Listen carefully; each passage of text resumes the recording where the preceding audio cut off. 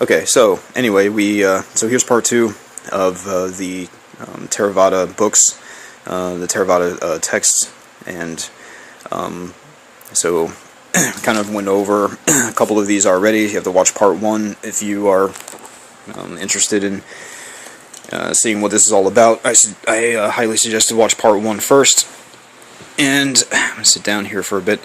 So the next thing on the list is so in the first video we went over the 4 books on the top of the Nikayas. We went over the Udana, the Itivataka, the Dhammapada, the Sutta, Nipata, the Vinaya, the Theravada, and the Theravada. So the next one basically is right here, and this one doesn't actually have a cover. It basically just says the minor anthologies, volume 3, and the reason why I don't have volume 1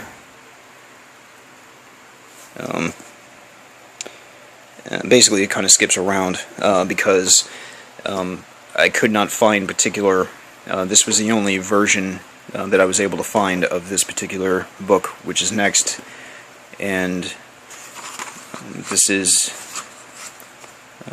Chronicle of Buddhas. Basically this book is the Buddha Vamsa. I don't know if I'm pronouncing that totally correctly or not, but Buddha Vamsa and the and what is known as the Basket of Conduct, or the Pitaka. Karya Pitaka. I don't know if I'm pronouncing that one correctly or not either, but basically this is the accounts of the Buddha and the 24 Buddhas that came before him, and the Basket of Conduct, basically this is stories in verse of 35 past lives of the Buddha. And the next one here is, I believe this one is also 2 books, minor anthologies of the Pali Canon, basically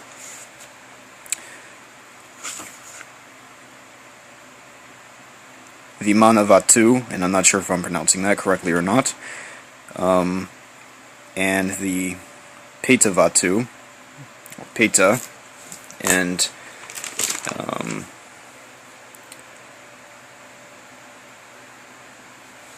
basically that one, the Petavatu, basically consists of 51 poems, basically stories of hungry ghosts. So that is one of the lower realms of existence, basically talking about ghosts, and the Vimanavatu is 83 poems of celestial mansions, so that's kind of like heavenly realms. That's kind of what what these texts are about. And the next one basically is the Jataka. The Jataka consists of 547 birth stories of some of the Buddha's past lives. 547 stories. Some say that this book is kind of iffy in terms of if these are, just kind of like fairy tales or whatnot, but they have their stamp in the Theravada tradition, because you read these things, they can give you it's kind of like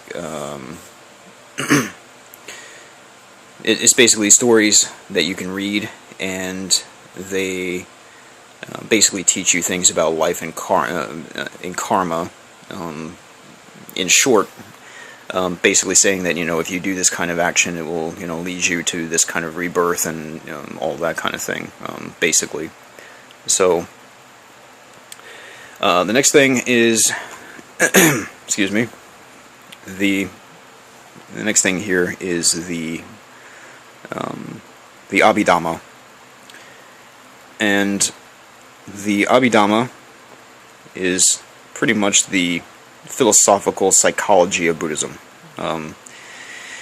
This is really complicated stuff. Pretty much a comprehensive manual, basically.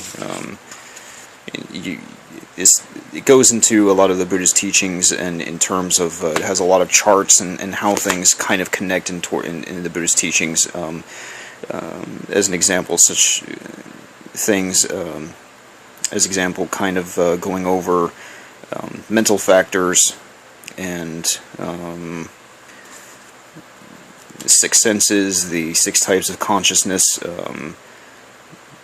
the sort of different meditation objects, mental factors, different kinds of verses, and sense spheres, consciousness, rootless consciousness, and wholesome and unwholesome spheres, and basically things of that nature.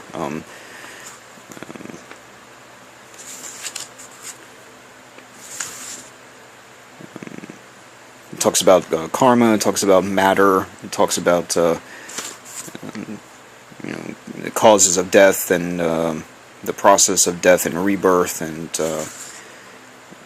basically a lot of stuff like that. And it has a whole bunch of charts in it, and some traditions of Theravada recognize this book and study and follow it, while other traditions of Theravada schools do not. As you can see, this is just a small example of a chart right here. I don't know how well you could see that, but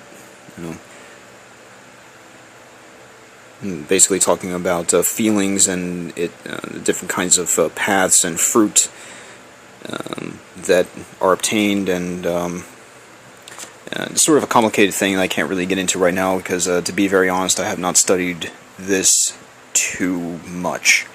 I've just kind of glanced over it a couple of times whenever I have a little bit of a question that I want to get into some deeper understanding of some of the Buddhist teachings. But I mean, I would definitely recommend this later on, as you go along with as you come along with your understanding of the Buddhist teachings.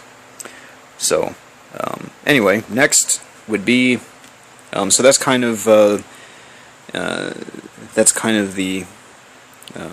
major books are on top, and then of course you have approximately 6 to 10 minor books.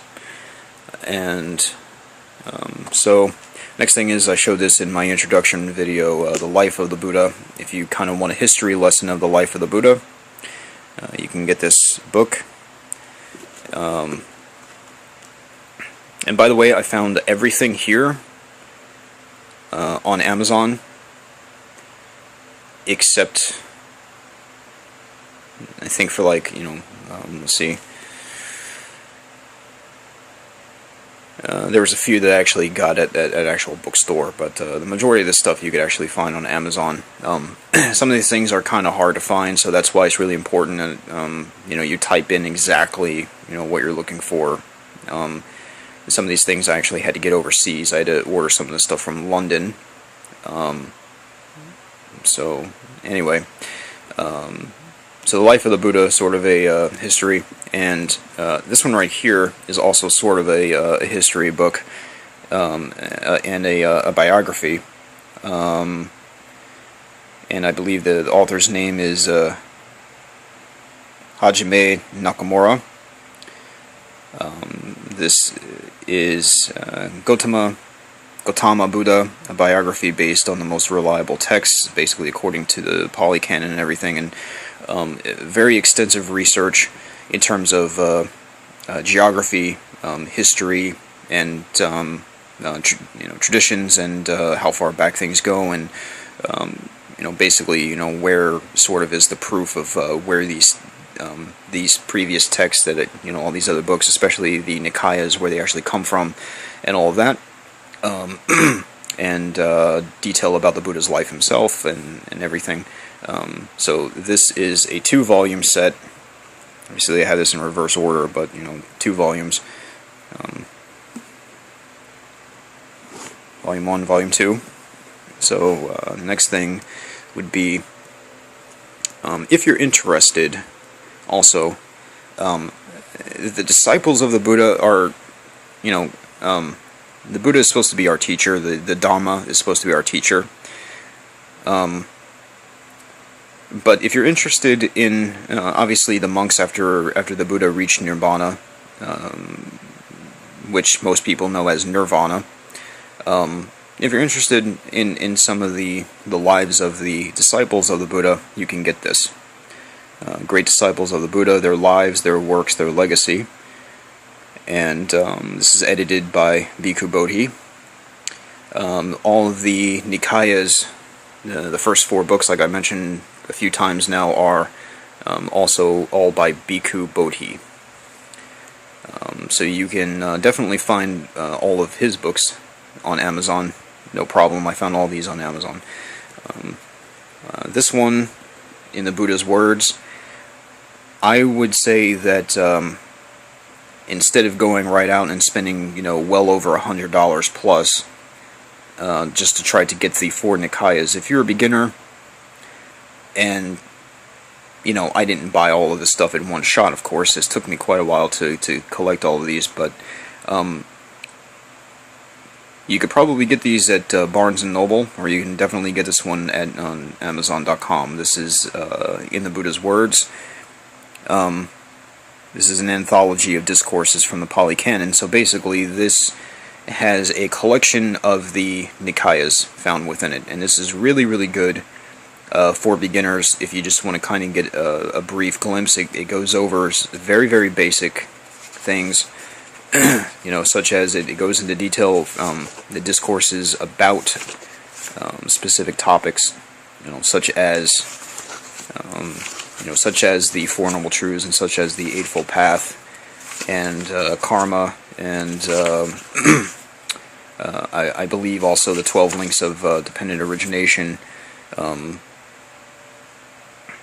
And it basically gives you different suttas on various topics. The way to a fortunate rebirth, approaching the Dhamma, mastering the mind, deepening one's perspective on the world, and the path to liberation, and all kinds of things like that, the planes of realization, and etc. So I would really suggest getting this for beginners. It's really, really, it's an excellent beginner book, and it's also good for people who have been studying Buddhism for a long time. You just want to kind of pick up one book and kind of go over, the basics again, without kind of having to, thumb through some of the Nikayas. You find the same kinds of things in this one. Now, also for beginners, as I had mentioned before, there's a few variations of these Buddhism for Dummies books. Probably some of the most easy read that you can get. It kind of goes over all kinds of different traditions and the different Buddhist traditions and history, and a little background on each one of them, and etc. So this is really good. I definitely would recommend these too. And just for kind of an added fun bonus here, this is something that's very interesting to me, and one of the things that I love about Buddhism is that